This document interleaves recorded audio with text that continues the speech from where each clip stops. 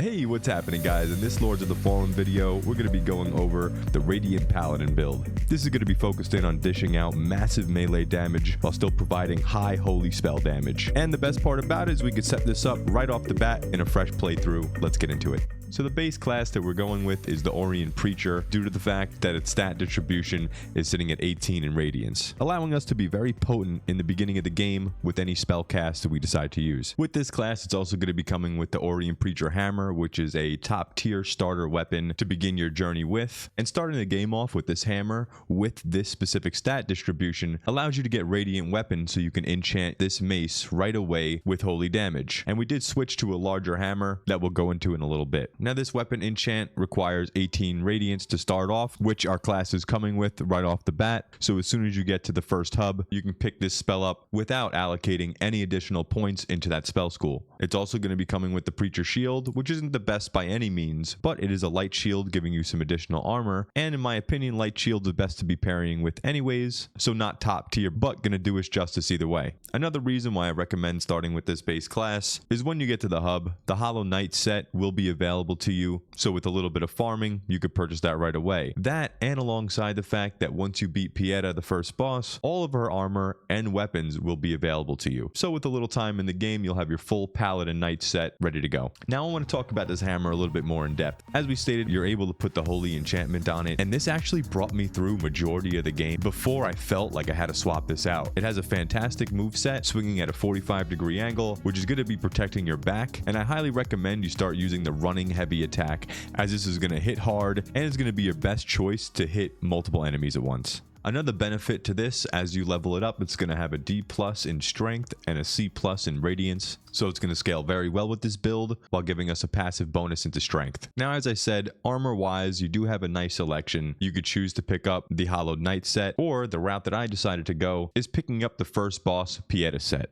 giving us very high physical mitigation alongside high holy damage mitigation. And you know how much the fashion means to me, so it looks pretty damn good as well. So picking up some decent armor and that one spell is going to set you up for a nice base to start the game. Talking about the shield a little bit, I chose to actually rock the original shield for quite some time, as it's a light shield and that's what I choose to go with. But if you decide to hold off a little bit, enemies in the mid game drop a pure blade shield, which is still a light shield type, the only requirement being 9 radiance, and has a 30% stability. So a free shield you'll just run into playing through the game. For the catalyst in this build, I highly recommend you go after Agony's Light. This is going to be dropped from the spiked heads you're going to be running into in the first few levels of the game, so save any upgrade mats for this one specifically. It's going to have top tier spell damage and a C+ in radiance, scaling fantastic with this build. It does still only allow the 3 spell slots, but that's what I'm currently running with anyways, so unless you want to run with more spells, this will be the catalyst for you.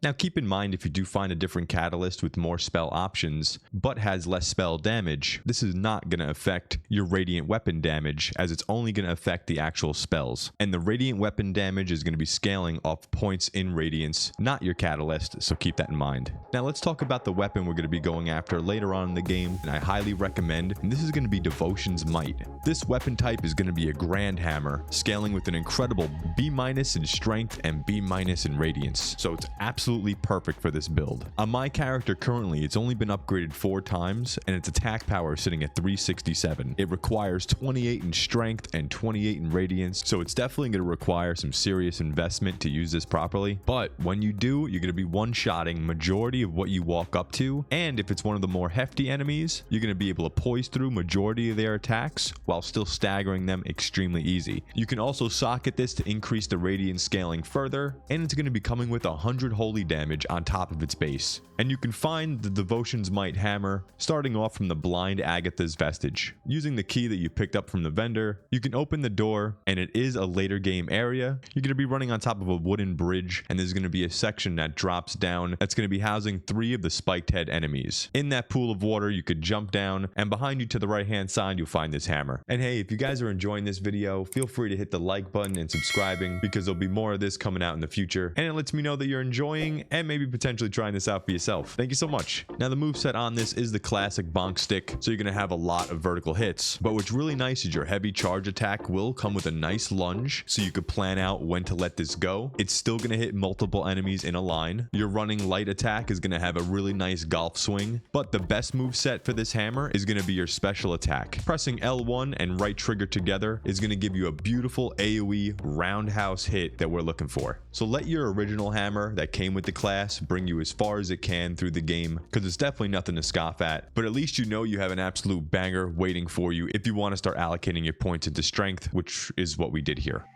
Let's move on to the spells, and this is another reason why you could set this class up really quick and have it running full blast right out of the gate. Heading over to Dummir, the NPC in the base hub, you're going to be able to pick up Radiant Weapon right away. As we said, another spell we get after the first boss, if you head right up the stairs, is Sanctify, which is going to cleanse any status effect and heal you for a full health bar, so really nice to have. We're also going to obviously have Radiant Flare, which is our base attack, super cheap when it comes to mana cost, and one of our best ranged abilities. Now, you can pick up Healing Radiance, which I really don't recommend. It kind of sucks, and when I need healing I find myself using Sanctify, but something that can't be overlooked is the Aura of Tenacity, and this is what's absolutely going to make our paladin a straight tank. Now when you turn this on, it is going to drain your mana while it's active, but you can always turn it off by clicking the same button, so you can keep that in mind while you're in your fight. But if you're setting up for a big encounter, you can't go wrong with buffing yourself with a defensive aura plus the Holy Weapon enchantment, which is really just throwing some nice flair into this paladin build. And the next spell that's an absolute banger you need to pick up is again from Pieta, Blessed Reflections. It is a little bit heavier with the mana cost, but hits like a truck, and there's a slight delay before they actually come out and do their damage. This way you're still able to unleash your flurry of attacks while waiting for them to dive on the enemy. It's also really unique because there's two damage types they do at random. They can either cast the beam at ranged, so it's not like they're going to miss the enemy if they're too far away, or both reflections are going to slam down with a melee attack. I stepped up to certain boss encounters, casted this spell twice, and by the time the boss got to me, he only had just a bit more than half health. It's a wonderful way to soften up your target, and it looks gorgeous. Pick this up, it's a great addition to have in your arsenal. So while keeping Radiant Weapon up as often as possible, you're gonna have your Aura of Tenacity making you an absolute tank when needed, and having an absolute nuke with Blessed Reflections on your side is a great trio of spells to round out this build. And those are the three I prioritize on my spell bar. If I was to switch something out, it would be Aura of Tenacity, as we're already wearing heavy armor, and I would swap this out with Sanctify for a bit of healing. And just to throw it out there is Radiant Slash. When you swing your weapon, it sends forth a wave of damaging radiant magic. I'm sure there's some niche situations where this is going to be useful as well. Now for our pendant, I'm choosing to use the Warrior's Claw. This is increasing physical damage and physical damage mitigation, so really playing into exactly what we're going with in this build, using a massive mace to hit for big unga bunga damage, and with our heavier armor this is going to increase our defense even further to keep us as that nice tanky boy. The rings I'm going with is the Mine Owner's Ring, increasing our maximum stamina and the stamina regeneration rate, and as of right now I do have the Bronze Ring, which is just increasing our strength attribute. I literally have this on right now just so I'm able to rock the weapon, but if you guys already have that strength, you can't go wrong with the Defaced Ring, which is increasing our health by I think around 3 or 4 points. Very nice, especially in the beginning of the game. But if you guys already have your strength stats situated, I highly recommend the Dark Crusader's Convalescence, as when you use one of your healing potions, this is going to continuously regenerate your health after using that. And another ring I just wanted to bring up to you guys, I haven't used it personally myself, is the Bloodbane Ring. And it shows a ring which consistently oozes a foul liquid, inflicting poison buildup while at the same time inflicts bleed buildup. This is just something really interesting, and was wondering if you guys had any input on this. It sounds pretty badass, but I haven't used it myself. Let me and everybody else know down in the comments if you have used it, and is it worth our time. Now let's jump into how we allocated our stats to make this build what it is. So our final build so far ended up with 28 strength, 8 agility since we don't need it, endurance we have at 15, which I do recommend bumping that up a little bit more.